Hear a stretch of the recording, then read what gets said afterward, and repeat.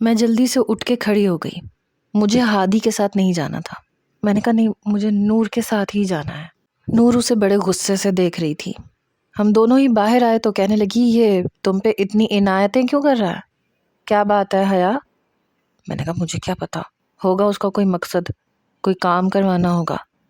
کہنے لگی کام کروانے کے لیے مہربانی تو اس نے آج تک کبھی کسی سے بھی نہیں کی، ڈنکے کی چوٹ پہ کرواتا ہے. میں نے کہا مجھے نہیں پتا. چلو نور، ٹیسٹ کیسا یاد ہوا؟ تیاری کیسی ہوئی تمہاری؟ میں نے بات کو بدل دیا.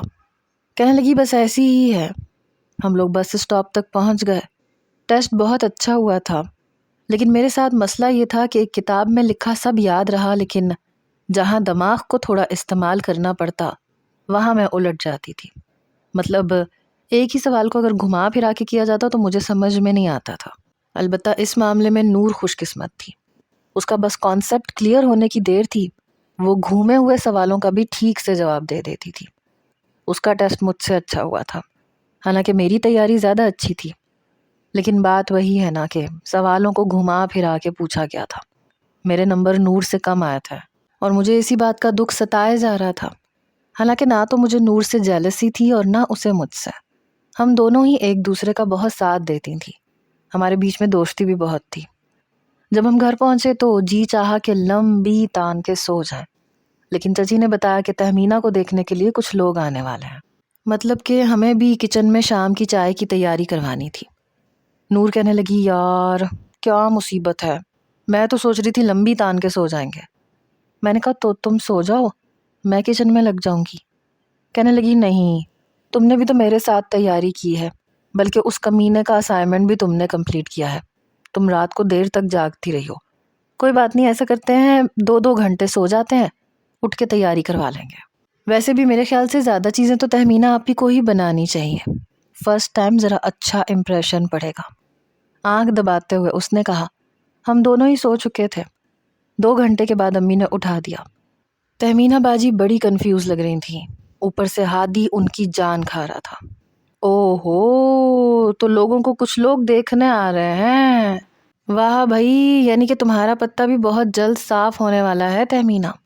اس نے تہمینہ کے سر پہ چپت لگاتے ہوئے کہا.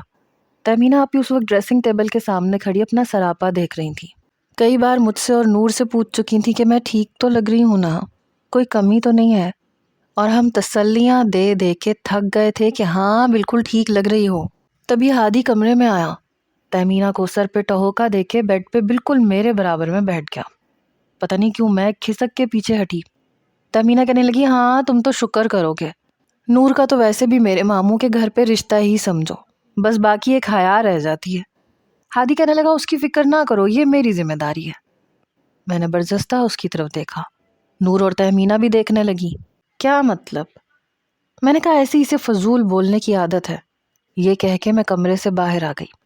پتہ نہیں کیوں اس کی باتیں مجھے پریشان کرنے لگی تھی. تہمینہ کو جو لوگ دیکھنے آئے تھے انہیں تہمینہ پسند آ گئی تھی. پھر تو آنن فانن جیسے رشتہ طے ہوا اور 1 مہینے کے بعد ہی شادی کی تاریخ بھی رکھ دی گئی. اور اس خبر نے جیسے ہم سب کو بوکھلا کے رکھ دیا. دادی اماں کہنے لگیں کہ کسی بھی چیز کی کمی نہیں ہونی چاہیے، لوگ اچھے کھاتے پیتے ہیں، اس لیے لینے دینے میں کوئی بھی کنجوسی کرنے کی ضرورت نہیں ہے. شاید دادی اس لیے کہہ رہی تھی کہ وہ دادی کے ہی دور پرے کے رشتہ دار تھے. بہت خوش تھیں. مسئلہ میرے اور نور کے لیے ہو گیا تھا، کیونکہ 2 مہینے بعد ہمارے پیپر تھے اور شادی کی ذمہ داریاں بھی ہم پہ تھی. ایک تو دادی اماں کو کچھ بھی پسند نہیں آتا تھا. جب بھی ہم شاپنگ کر کے ان کے سامنے رکھتے تو کہتی تھی لو اتنے سستے جوڑے کیوں لے آئے ہو. اللہ اللہ کر کے ساری شاپنگ پوری ہوئی. اب بس گھر والوں کے کپڑے رہ گئے تھے. تایا ابا نے یہ ذمہ داری ہادی پہ لگا دی. میں اور نور اسی کے ساتھ اپنے کپڑے خریدنے گئے. کہنے لگا جلدی جلدی ہاتھ چلانا، 1 گھنٹے میں جو شاپنگ کر لی، ورنہ میں تم دونوں کو یہیں چھوڑ کے چلا جاؤں گا. نور کہنے لگی ایسے کرو تم ابھی چلے جاؤ، دماغ مت خراب کرو. نور مجھے مہندی کے لیے جوڑی دکھانے لگی. کہنے لگی ایسے کرتے ہیں ایک جیسا بناتے ہیں، دونوں پہن لیں گے، بڑا اچھا لگے گا. میں نے کہا ہاں یہ بھی ٹھیک ہے. ہادی کہنے لگا بالکل بھی نہیں، کوئی ضرورت نہیں ہے کاپی کیٹ بننے کی. حیا کے لیے کپڑے میں پسند کروں گا، تم اپنی شاپنگ کرو. نور کہنے لگی کیوں؟ حیا کے لیے تم کیوں خریدو گے کپڑے؟ اس بار نور کا لہجہ کافی معنی خیز تھا. وہ کہنے لگا تمہیں کیا تکلیف ہے؟ میں نے کہا میں تمہاری مرضی سے کیوں پہننے لگی، مجھے نہیں پہننا۔ نور ایسے کرو مہندی پہ ہم ایک جیسے ہی لہنگے لے لیں گے۔ نور کو مہندی رنگ کے شرارے پسند آئے، لیکن جب خریدنے کی باری آئی تو ہادی نے اپنی ہی مرضی کی۔ میرے لیے اس نے آف وائٹ کلر کا شرارہ خریدا، کہنے لگا تم پہ یہ بہت سوٹ کرے گا۔ نور کہنے لگی کیوں، وہ یہ کلر کیوں پہنے؟ پھر مجھے کان کے قریب آ کے کہنے لگی یہ تمہاری گندمی رنگت کو چوٹ کرنے کے لیے کہہ رہا ہے کہ تم ہلکے رنگ پہنو، مت لینا، اس کی بات مت ماننا، بڑا کمینہ ہے یہ۔ پہلی بار مجھے لگا کہ شاید واقعی میری رنگت اتنی زیادہ گندمی ہے کہ مجھ پہ ہلکے رنگ ہی اچھے لگیں گے۔ پتہ نہیں کیوں لیکن میرا دل بجھ کے رہ گیا تھا۔ نور بارات کے لیے میرون کلر کے جوڑے پسند کر رہی تھی، تبھی ہادی میرے برابر میں آ کے بیٹھ گیا۔ میں نے بھی آف وائٹ کلر کا پہننا ہے مہندی پہ، ہم دونوں کی ٹویننگ ہو جائے گی، اس نے آنکھ دباتے ہوئے کہا۔ باقی بارات اور ولیمے کے کپڑے تقریباً میرے اور نور کے ایک جیسے تھے۔ گھر میں تیاریاں شروع ہو چکی تھیں اور تہمینہ کے سسرال والوں کے کپڑے چچی نے مجھے دے دیے کہ تم انہیں اچھے سے پیک کر دو۔ میں ابھی نہا کے آئی تھی، میرے بال کھلے ہوئے تھے، میں اپنے کمرے کی زمین پہ ہی بیٹھ گئی، کپڑوں کو پیک کرنے لگی۔ دوپٹہ میں اتار کے بیڈ پہ رکھ چکی تھی، ساتھ ساتھ میں کپڑے پیک کر رہی تھی اور ساتھ ساتھ گانا گنگنا رہی تھی۔ میں تیرے کل میں ہوں، آج میں ہوں، میں تیری سانسوں کے ساز میں ہوں، آنکھیں جھکا کے سن لے مجھے تو، میں تیرے دل کی آواز میں ہوں، تو حوصلہ ہے تو ہے ارادہ، آدھی میں تجھ میں مجھ میں تو آدھا، ٹوٹوں نہ بھی ٹوٹے نہ تو بھی، میں تیرا سپنا تو میرا وعدہ، ہائے میں مر ہی جاؤں جو تجھ کو نہ پاؤں، باتوں میں تیری میں راتیں بتاؤں۔ میں گانا گاتے ہوئے ان بولوں میں کھو سی گئی تھی جب مجھے اپنے عقب سے گانے کے اگلے بول سنائی دیے۔ ہونٹوں پہ لمحہ لمحہ ہے نام تیرا ہائے، تجھی کو گاؤں میں تجھی کو پکاروں، سیاں رے تو بدلا نہیں ہے، موسم ذرا سا روٹھا ہوا ہے۔ میں نے فوراً سے پلٹ کے دیکھا تو وہ میرے کچھ پیچھے ہی بیٹھا ہوا تھا۔ اسے دیکھ کے میں بری طرح سے بوکھلا کے رہ گئی۔ نظروں کے تصادم پہ وہ مسکرانے لگا۔ میں نے جلدی سے اٹھ کے بیڈ پہ سے اپنا دوپٹہ لے کے اپنے سر پہ لینا چاہا، لیکن پنکھا بہت تیز چل رہا تھا۔ وہ بھی اٹھ کے کھڑا ہو گیا۔ آواز بہت اچھی ہے تمہاری، دل کو چھو جانے والی۔ میں نے کہا تم یہاں کیا کر رہے ہو؟ کہنے لگا دیکھنے آیا تھا تمہیں۔ میں نے کہا جاؤ یہاں سے، اور تمہیں کسی نے اتنا نہیں سمجھایا کہ دروازے پہ دستک دے کے اندر آتے؟ میں بار بار دوپٹہ سر پہ لے رہی تھی، لیکن ریشمی دوپٹہ میرے سر پہ ٹک ہی نہیں رہا تھا، بار بار اتر رہا تھا۔ کہنے لگا مجھے تو پتہ ہی نہیں تھا کہ تمہارے بال اتنے لمبے اور خوبصورت ہیں۔ اس کی نظریں اب میرے بالوں پہ تھیں یا میرے چہرے پہ۔ ہادی جاؤ یہاں سے، مجھے کام کرنے دو۔ کہنے لگا ادھر آؤ میں تمہاری ہیلپ کروا دیتا ہوں۔ میرا ہاتھ پکڑ کے اس نے مجھے زمین پہ بٹھا دیا۔ میں نے کہا نہیں میں کر لوں گی، تم جاؤ یہاں سے۔ ابھی بھی میرا ہاتھ اس کے ہاتھ میں تھا۔ میں نے کہا ہادی میرا ہاتھ چھوڑو، اٹھ جاؤ یہاں سے۔ کہنے لگا حیا تم محبت کرتی ہو نا مجھ سے؟ اس کے اس سوال پہ میں بری طرح سے سٹ پٹائی۔ نہیں میں نے انکار کیا، لیکن پتہ نہیں کیوں میری آواز میرا ساتھ نہیں دے رہی تھی۔ اس نے سائڈ پہ رکھا ایک رجسٹر میرے سامنے رکھا جو کہ میرا تھا، جس میں اپنا یاد کر کے لکھتی تھی۔ اس نے اس رجسٹر کا آخری صفحہ کھولا جہاں بے دھیانی میں نے پتہ نہیں کتنی بار اس کا نام لکھا ہوا تھا، اپنے نام کے ساتھ، اور مجھے احساس تک نہیں تھا۔ کہنے لگا یہ کیا ہے؟ میں تو بری طرح سے گھبرا گئی۔ پتہ نہیں بے دہانی میں کب اپنے نام کے ساتھ میں اس کا نام لکھ چکی تھی، اور کئی بار لکھ چکی تھی۔ شاید اسی کے بارے میں سوچ رہی تھی اس وقت، لیکن مجھے یاد ہی نہیں تھا۔ میں نے جلدی سے رجسٹر اس کے ہاتھ سے پکڑا اور وہ صفحہ پھاڑ دیا۔ کہنے لگا صفحہ پھاڑنے سے کیا ہوگا، تمہاری محبت تو میرے سامنے ویسے بھی عیاں ہو چکی ہے۔ اس نے رجسٹر میرے ہاتھ سے پکڑ لیا، پھر مجھے کئی ایسے صفحے دکھائے جس میں بے دھیانی میں نے اپنے نام کے ساتھ اس کا نام لکھا تھا۔ کہنے لگا باہر جا کے دکھاؤں سب کو؟ یہ سن کے میری جان نکلی تھی۔ نہیں ہادی پلیز میرا رجسٹر واپس کرو۔ اس سے پہلے کہ میں اس سے اپنا رجسٹر پکڑتی اس نے اپنا وہ ہاتھ پیچھے کر لیا۔ تو پھر سچ بتاؤ مجھے، محبت کرتی ہو مجھ سے؟ اور یہ گانا میرے ہی تصور میں گا رہی تھی نا؟ میں نے کہا نہیں، ادھر دو مجھے۔ لیکن وہ کھڑا ہو گیا۔ کہنے لگا ابھی جا کے سب کو بتاتا ہوں، اور خاص طور پہ تمہارا یہ رجسٹر دادی اور چچا کے سامنے رکھوں گا، اور کہوں گا کہ اس سے پوچھیں اپنے نام کے ساتھ اس نے میرا نام کیوں لکھا ہے؟ ابھی تو صرف تمہیں مجھے جواب دینا پڑے گا، لیکن اگر میں نے یہ رجسٹر دادی اور چچا کے سامنے رکھا تو تمہیں جواب پورے گھر کو دینا پڑے گا۔ کیا جواب دو گی؟ بتاؤ مجھے۔ اس کی بات سن کے میری آنکھوں میں آنسو جھلملانے لگے۔ ہادی پلیز پلیز میرا رجسٹر واپس کر دو۔ کہنے لگا واپس کر بھی دوں تو تمہاری میڈیکل کی کئی کتابوں میں تمہارے نام کے ساتھ میرا نام لکھا ہے، کہاں کہاں سے مٹاؤ گی میرا نام؟ یہ جو تمہاری آنکھیں ہیں نا حیا، ان میں بھی میرا نام لکھا ہے۔ اس نے اپنا ہاتھ میری آنکھوں پہ پھیرا۔ میں گھبرا کے پیچھے ہٹی، پھر ایک قدم آگے بڑھ کے اس نے اپنی شہادت کی انگلی میرے دل کے مقام پہ رکھی۔ یہاں بھی میرا نام ہے، یہاں سے بھی پھاڑ کے پھینک دو گی کیا؟ کہاں کہاں سے پھاڑ کے پھینکو گی حیا؟ تم محبت کرتی ہو تو کہہ دو نا کہ محبت کرتی ہو مجھ سے۔ ویسے بھی مجھ جیسے لڑکے کو کون انکار کر سکتا ہے؟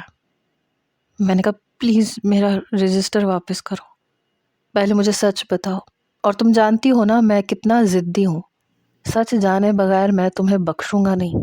میری آنکھوں سے آنسو بہنے لگے۔ ہاں کرتی ہوں تم سے محبت۔ سن لیا؟ میں بے بس ہوئی تھی۔ دو میرا رجسٹر اب مجھے۔ یوں روتے ہوئے مجھے دیکھ کے اس نے میرا رجسٹر واپس کر دیا، ساتھ ہی کمرے کے پاس جا کے دروازہ بند کر کے لاک کیا۔ میری جان نکلی، ہادی یہ دروازہ کیوں بند کیا ہے؟ وہ میرے قریب آیا تو میں 2 قدم پیچھے ہٹ گئی۔ کہنے لگا تمہارے دل میں اب میرے علاوہ دوسرا کوئی نہیں آنا چاہیے، اب تمہارا دل صرف میرے لیے دھڑکنا چاہیے، سمجھی؟ اور آنکھوں میں صرف میرا چہرہ رہنا چاہیے۔ سمجھ لو کہ آج سے تم میری ہو گئی حیا، صرف ہادی کی ہے حیا۔ یہ کہہ کے وہ میرے کمرے سے باہر جا چکا تھا اور مجھے اپنے کانوں پہ یقین نہیں آ رہا تھا۔ مجھے تو لگا تھا کہ وہ میرا مذاق اڑائے گا اگر اسے یہ پتہ چل جائے کہ میں اسے چاہتی ہوں تو۔ پتہ نہیں مجھ سے یہ غلطی کیسے ہو گئی کہ میں نے اس کا نام بے دہانی میں کئی جگہ پہ اپنے نام کے ساتھ لکھ ڈالا۔ یہ بات تو ایسی تھی کہ میں نے کبھی نور کو بھی کسی کو بھی شک نہیں ہونے دیا تھا۔ پتہ نہیں اسے کیسے پتہ چل گیا۔ میں بے بسی سے اپنے بیڈ پہ بیٹھ کے آنسو بہا رہی تھی، جیسے میں نے کوئی بہت بڑا جرم کیا تھا۔ پتہ نہیں کیوں میں پھوٹ پھوٹ کے رونے لگی، حالانکہ جو کچھ اس نے مجھ سے کہا تھا میں یہ سننا چاہتی تھی، لیکن پتہ نہیں کیوں پھر بھی ڈر لگ رہا تھا کہ کہیں وہ مذاق تو نہیں کر رہا، کہیں میرا مذاق تو نہیں اڑایا اس نے، میری محبت کو تماشا تو نہیں بنا دے گا۔ کچھ دیر کے بعد نور میرے کمرے میں آئی، مجھے یوں آنسو صاف کرتے دیکھ کے کہنے لگی ارے حیا تمہیں کیا ہوا؟ میں نے کہا نہیں کچھ نہیں۔ پھر کپڑوں کو دیکھنے لگی ارے یہ ابھی تک پیک نہیں ہوئے۔ میں نے کہا بس 1-2 ہی رہ گئے ہیں۔ کہنے لگی اچھا وہ میں کر لیتی ہوں۔ تم بتاؤ رو کیوں رہی ہو؟ کیا ٹیسٹ اچھا نہیں ہوا؟ میرے بھی آج کل ٹیسٹ اچھے نہیں ہو رہے، بس یہ شادی کی وجہ سے۔ بے فکر رہو، جیسے ہی تہمینہ آپی کی شادی ختم ہوگی ہم لوگ پڑھائی پہ پوری توجہ دیں گے۔ شاید اس کے لیے سب کچھ اس کی پڑھائی تھی، اس کا کریئر تھا، اور وہ ڈاکٹر بننا چاہتی تھی۔ میں نے کہا مجھے بس ٹیسٹ کی ہی فکر ہے۔ کہنے لگی اور تو کوئی بات نہیں ہے؟ میں نے کہا نہیں اور کوئی بات نہیں ہے۔ سمجھ میں نہیں آتا تھا کہ نور کو بتاؤں یا نہ بتاؤں۔ بہرحال باقی کے کپڑے اس نے پیک کیے۔ اب میں ہادی سے کترانے لگی تھی، مگر وہ مجھ سے یوں کام کہتا تھا جیسے میں اس کی ہو چکی ہوں۔ ہر کام کے لیے مجھے آواز دینے لگا، اور یہ بات ہر شخص محسوس کر رہا تھا، ورنہ پہلے وہ مجھے اور نور کو پکارتا تھا۔ آج حیا کی باری ہے، کل نور کی باری ہے، لیکن اب صرف حیا میرے کپڑے پریس کر دو، حیا ناشتہ ابھی کیوں نہیں بنایا، حیا جلدی آؤ یار مجھے یونیورسٹی جانا ہے، میری شرٹ کا بٹن ٹوٹ گیا ہے۔ یہ بات تائی اماں نے بھی نوٹ کی کہ وہ اب ان سے بھی کوئی کام نہیں کہتا تھا۔ ابھی بھی وہ مجھے ہی پکار رہا تھا کہ آ کے بٹن لگا دو، میرا بٹن ٹوٹ گیا ہے۔ میں سوئی دھاگا پکڑ کے جانے لگی تو تائی اماں کہنے لگی تم رہنے دو، میں لگا دیتی ہوں، اور یہ کیا ہر کام کے لیے تمہیں بلاتا ہے؟ آج مہندی کا فنکشن تھا، نور کہنے لگی چلو آؤ ہم تیار ہو جاتے ہیں، سب تیار ہو جائیں گے اور ہم رہ جائیں گے۔ اس لاڈ صاحب کے نخرے اٹھانے کی تمہیں کوئی ضرورت نہیں ہے، تم اس کے نخرے اٹھاتی ہو تبھی تمہیں پکارتا ہے۔ دیکھ لو میں نہیں کرتی نا اس کے کام تو مجھے نہیں بلاتا، اب تم بھی چھوڑ دو اس کے کام، دوسروں کو نوکر سمجھتا ہے، زہر لگتا ہے یہ مجھے۔ نور کو پتہ نہیں کیوں وہ اتنا برا لگتا تھا اور مجھے کبھی نہیں لگا تھا۔ ہم دونوں کمرے میں چلی گئیں، تیار ہو رہی تھی جب ہادی کے چلانے کی آواز آئی۔ امی میں نے حیا کو بلایا تھا نا، اسے پتا ہے میری کون سی چیز کہاں پڑی ہے، اب جائیں یہاں سے اور حیا کو بھیجیں۔ ہادی تم مجھے بتا دو کہ تمہاری چیزیں کہاں پڑی ہیں، کوئی ضرورت نہیں ہے اسے بلانے کی۔ کیوں ضرورت نہیں ہے؟ میرا شروع سے ہر کام وہی کرتی آ رہی ہے نا، اب آپ کو کیا مسئلہ ہے؟ ہے مجھے مسئلہ، آج کے بعد تمہارے کام میں کیا کروں گی۔ امی آپ کیوں کیا کریں گی؟ وہ چڑ کے بولا۔ برابر والا کمرہ ہمارا تھا، اس کی آواز میرے اور نور کے کانوں میں بھی پڑ رہی تھی، اور نہ جانے کس کس کے کانوں میں پڑ رہی تھی، لیکن اسے کب پرواہ ہوتی تھی؟ میرا دل دھک دھک کیے جا رہا تھا۔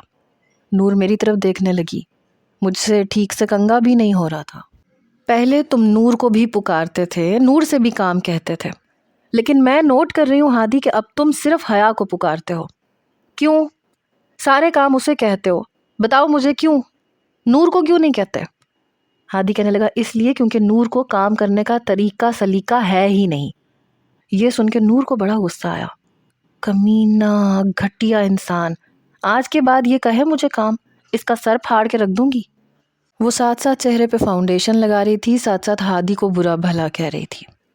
تو ٹھیک ہے نا، جب تم نور سے کام نہیں کہو گے تو حیا کو بھی کہنے کی ضرورت نہیں ہے۔ امی میرا ہر کام حیا کرے گی، اور یہ میں آپ کو بہت صاف ستھرے الفاظ میں کہہ رہا ہوں۔ آپ جائیں یہاں سے، میں آپ سے بٹن نہیں لگواؤں گا، اسے بھیجیں کمرے میں۔ اسے ذرا بھی نہ لحاظ تھا نہ شرم۔ مجھے تو یہ دھڑکا لگ گیا تھا کہ کہیں جذبات میں آ کے یہ نہ کہہ دے کہ وہ مجھ سے محبت کرتی ہے۔ اتنا ڈر مجھے کسی سے نہیں لگتا تھا جتنا ہادی سے لگتا تھا۔ نور میری طرف ہی دیکھ رہی تھی۔ ایک بات تو بتاؤ حیا، تمہیں یہ ہادی کے تیور کچھ بدلے بدلے سے نہیں لگ رہا ہے؟ میں نے کہا کیا مطلب؟ میں گھبرائی، یہ بہت زیادہ حیا نہیں کرنے لگ گیا؟ پتہ نہیں کیوں، لیکن مجھے لگتا ہے یہ تمہیں کسی دوسری نظروں سے دیکھتا ہے، حالانکہ پہلے ایسا نہیں تھا۔ میں نے کہا دوسری نظر سے کیا مطلب؟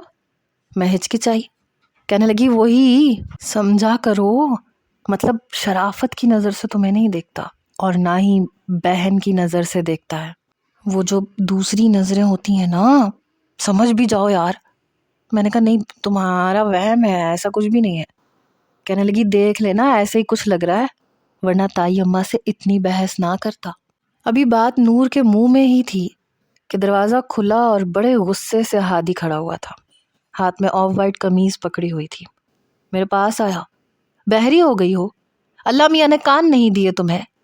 سیدھا میرے پاس آیا، نور کو بالکل نظر انداز کر گیا۔ میں نے کہا کیا مطلب؟ کہنے لگا پکڑو یہ قمیض۔ ساتھ میں اس نے مجھے سوئی دھاگا پکڑایا اور بٹن بھی میری ہتھیلی پہ رکھا۔ کہنے لگا اسے لگا کے میرے کمرے میں دینے آؤ، سمجھی نا؟ یہ کہہ کے دروازہ بند کر کے چلا گیا۔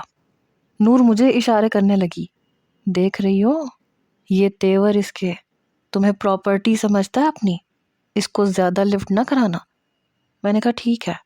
میں بیڈ پہ بیٹھ کے بٹن لگانے لگی۔ کہنے لگی مجھے تو لگتا ہے جان بوجھ کے توڑتا ہے یہ سارے بٹن، ابھی تو قمیض اس نے پہنی بھی نہیں اور بٹن بھی ٹوٹ گیا۔ لگتا تو مجھے بھی ایسے ہی تھا کہ جیسے وہ بٹن کھینچ کے توڑا گیا ہے، بھلا نئی قمیض کا بٹن خود سے کیسے ٹوٹ سکتا ہے؟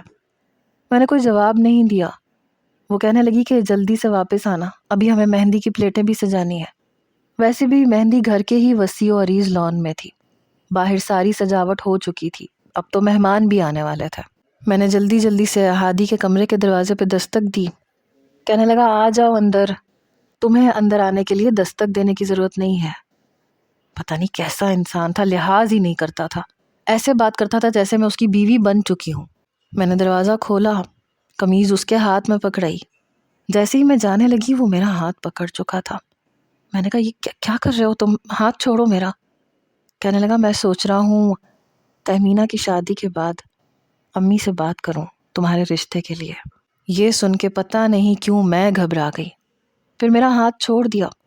شادی کے فنکشن پہ میں اس کی نظروں کے حصار میں ہی رہی۔ مہندی کا فنکشن ہونے کے بعد ہم سبھی تصاویر کھنچوا رہی تھیں۔ نور میرے برابر میں ہی کھڑی تھی، ہم لوگ موبائل پہ اپنی سیلفی لے رہے تھے کہ اچانک وہ پیچھے سے آ گیا۔ نور کے پیچھے کھڑا ہو کے 2 انگلیاں اس کے سر کے پیچھے رکھی، جیسے لگ رہا تھا کہ سر پہ سینگ ہو۔ ہادی کے بچے پیچھے ہٹ جاؤ۔ نور نے اسے غصے سے دیکھا۔ تم پیچھے ہٹو یہاں سے۔ اس نے ایک ہی پل میں نور کو مجھ سے پیچھے ہٹایا اور خود میرے برابر میں کھڑا ہو گیا۔ چلو بھیا ہم دونوں سیلفی لیتے ہیں۔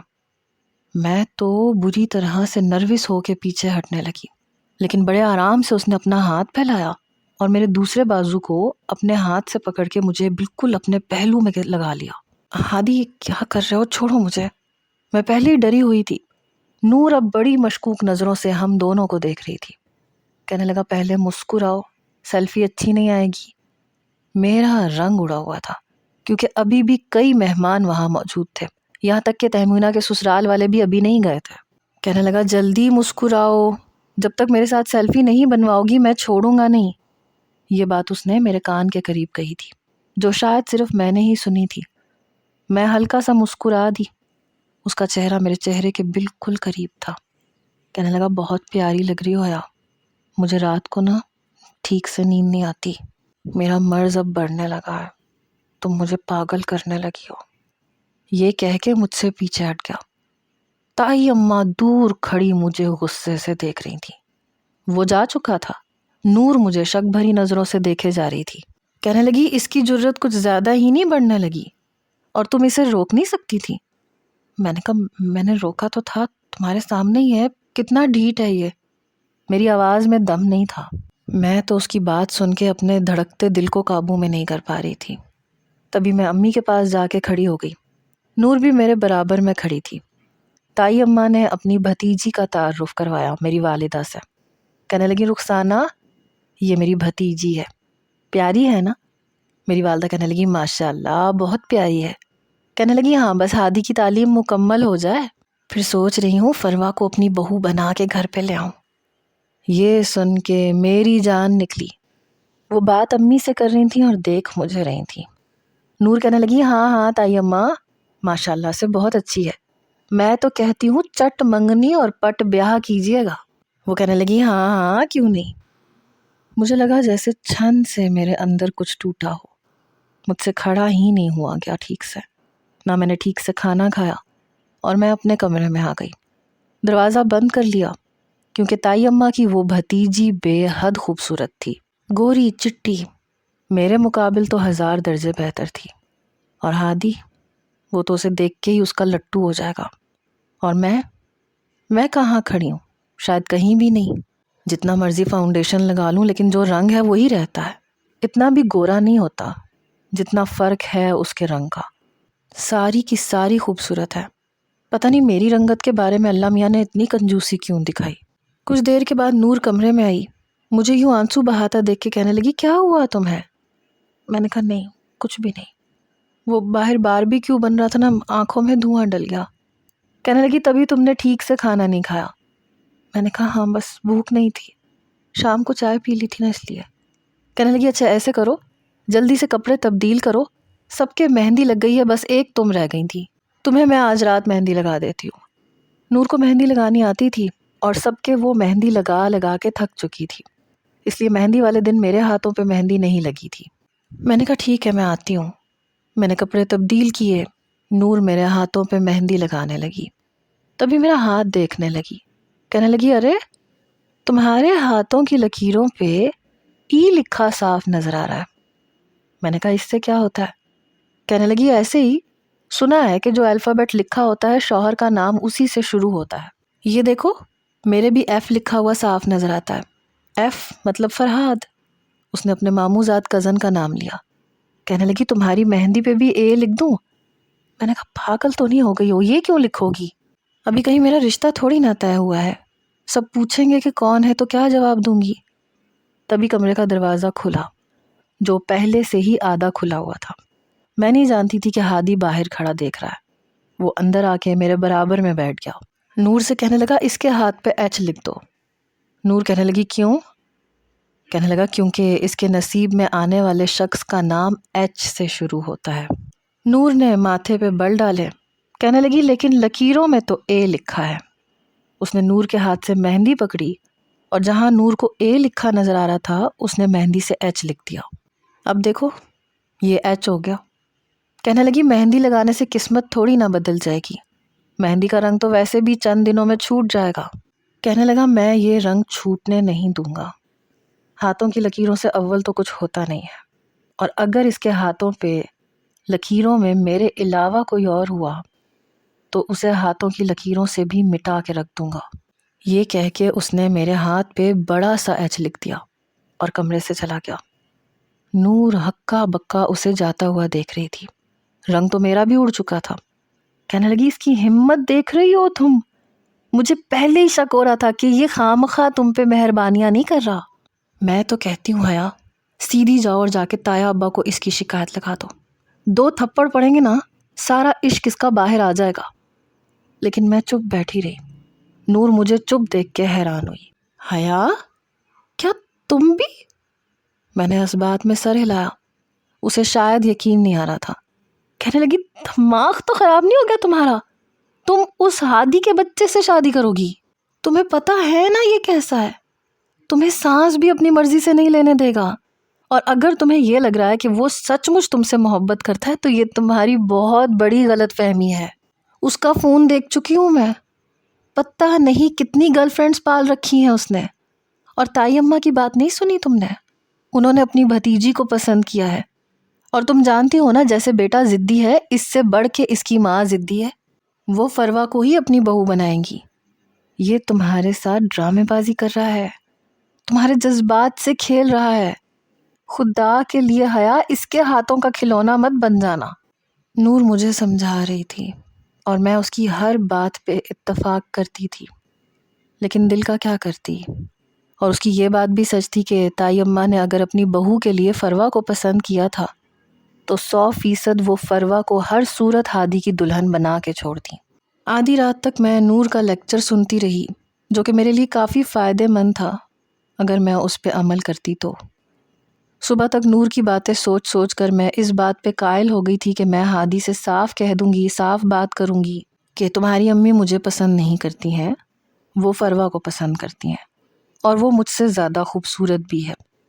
بے شک میں اپنی محبت میں بہت آگے نکل چکی تھی، لیکن میری محبت مجھ تک تھی اور میں یہ بھی جانتی تھی کہ محبتوں کو دلوں میں دفن کیسے کیا جاتا ہے۔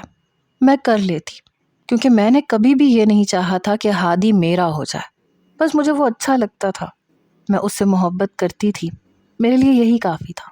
مجھے اسے حاصل کرنے کی جستجو نہیں تھی کیونکہ میں جانتی تھی کہ وہ ایک ایسا چاند ہے جو میری دسترس میں نہیں ہے۔ یہ بھی ٹھیک تھا کہ وہ لڑکیوں سے دوستی کرتا تھا، بلکہ مجھے بھی دکھاتا تھا کہ یہ دیکھو یہ کیسی ہے، اس سے دوستی کروں کہ نہ کروں۔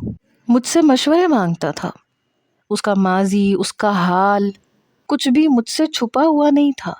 وہ ویسے ہی تھا لڑکا جیسے کہ زیادہ تر لڑکے ہوتے ہیں، وہ وہی سب کچھ کرتا تھا جو کہ لڑکے کرتے ہیں۔ پھر بھی مجھے اس سے محبت تھی، کیوں تھی میں نہیں جانتی، اور یہ بھی عین ممکن تھا کہ وہ مجھ سے فلرٹ کر رہا ہو۔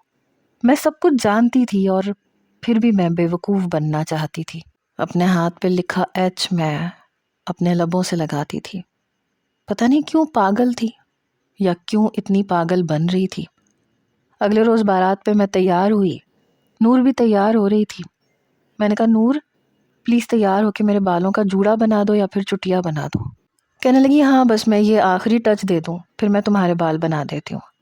میں مکمل طور پہ تیار ہو چکی تھی، بس بالوں کا جوڑا ہی بنوانا تھا۔ تبھی کمرے میں ہادی آ گیا۔ نور کہنے لگی کیا کام ہے تمہیں، کیوں آئے ہو یہاں؟ کہنے لگا مجھے تم سے کیا کام ہوگا، شکل دیکھیے آئینے میں اپنی، چچا تمہیں بلا رہے ہیں، جاؤ تم۔ اس نے نور سے یہ کہا اور خود بیڈ پہ بیٹھ گیا۔ بابا بلا رہے ہیں؟ اچھا، نور بے یقینی سے کہتی کمرے سے باہر نکل گئی۔ ہادی میرے پاس بیٹھا، کہنے لگا بالوں کا جوڑا مت بنوانا۔ یہ سن کے میں حیران ہوئی۔ میں نے کہا تم کمرے سے باہر کھڑے ہو کے باتیں سنتے ہو؟ کہنے لگا ہاں۔ پلیز حیا بالوں کا جوڑا مت بنوانا۔ میں نے کہا دیکھو ٹھیک ہے میں تم سے محبت کرتی ہوں، لیکن میری محبت میرا مسئلہ ہے، تمہارا نہیں۔ مجھے تمہیں حاصل کرنے کی کوئی جستجو نہیں ہے۔ میری بات سن کے اس نے آنکھیں سکیڑ کے مجھے دیکھا۔ کیا بکواس کر رہی ہو ہاں؟ تمہیں میری بات سمجھ میں نہیں آئی تھی؟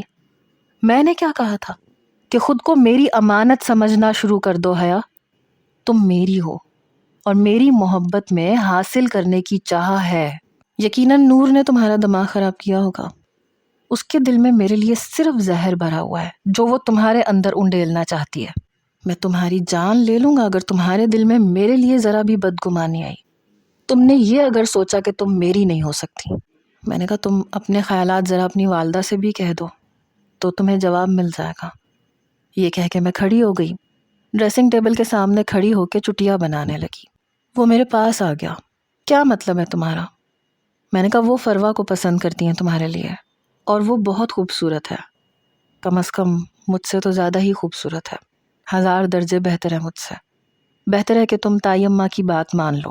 میری بات سن کے کہنے لگا تو کیا تمہیں میرا نہیں پتا؟ امی کو کون پسند ہے کون پسند نہیں ہے مجھے کوئی فرق نہیں پڑتا، مجھے تم پسند ہو۔ یہ کہہ کے اس نے میرے ہاتھوں سے میری چٹیا کو الگ کیا اور اپنی انگلی سے میری چٹیا کے بل کھولنے لگا۔ میرے بالوں کو وہ مکمل طور پہ کھول چکا تھا۔ بالوں کو کھلا رہنے دو، مجھے تم ایسے اچھی لگتی ہو۔ تم نے بال باندھے نہ حیا تو یاد رکھنا میں سب کے سامنے تمہاری چٹیا کھول دوں گا۔ تمہیں میری محبت کا اچھے سے اندازہ ہے اور میری ضد کا بھی۔ میں مذاق میں بھی کہہ دوں نا تو اپنی اس بات کو پورا کرتا ہوں، اور تم سے میں نے خاصی سنجیدگی میں یہ کہا تھا کہ تم صرف میری ہو، صرف ہادی کی۔ آج کے بعد بس میری یہ بات اپنے دل اور دماغ میں نقش کر لو۔ امی کیا کہتی ہیں، بابا کیا کہتے ہیں، دادی پھوپھی کیا کہتی ہیں، ان باتوں کو آج کے بعد میرے سامنے ڈسکس مت کرنا۔ تمہاری محبت تمہارا نہیں میرا مسئلہ ہے، اور میری محبت تمہارا مسئلہ ہونا چاہیے، اور بہت بڑا مسئلہ ہونا چاہیے۔ میرے علاوہ کسی کو سوچا بھی تو یاد رکھو تمہاری سوچوں سے بھی اسے کھروچ کے باہر پھینک دوں گا۔ تم میرے جنون سے واقف نہیں ہو۔ بڑے غصے سے یہ کہہ کے وہ دروازے کی طرف چلا گیا۔ اسی وقت نور اندر آ رہی تھی، دونوں ہی ایک دوسرے سے ٹکراتے ٹکراتے بچے۔ کہنے لگا دفع ہو یہاں سے۔ اس نے اپنا غصہ نور پہ نکالا، وہ بھی غصے میں تھی۔ کیا جھوٹی بکواس کی تھی تم نے؟ بابا نے کب بلایا مجھے؟ نور چلائی۔ جھوٹے کمینے، وہ ہادی کو کہہ رہی تھی۔ شاید اس نے جھوٹ بول کے اسے باہر بھیجا تھا۔ ہاں بولا تھا میں نے جھوٹ، مجھے حیا سے بات کرنی تھی۔ تم کیا ہر وقت اس کی پہرے دار بنی رہتی ہو؟ اسے اکیلا بھی چھوڑ دیا کرو۔ یہ کہنے کے بعد وہ ایک بار پھر نور کے پاس آیا، اور میری ایک بات کان کھول کے سن لو۔ اگر تم نے آج کے بعد حیا کے کانوں میں میرے خلاف زہر ڈالنے کی کوشش کی تو یاد رکھنا تمہاری زندگی جہنم بنا دوں گا۔ بڑے غصے سے اس کی آنکھوں میں دیکھتا ہوا یہ کہہ کے چلا گیا۔ نور تو اسے حیرت سے دیکھ رہی تھی، لیکن جو تماشا اس نے شادی پہ لگایا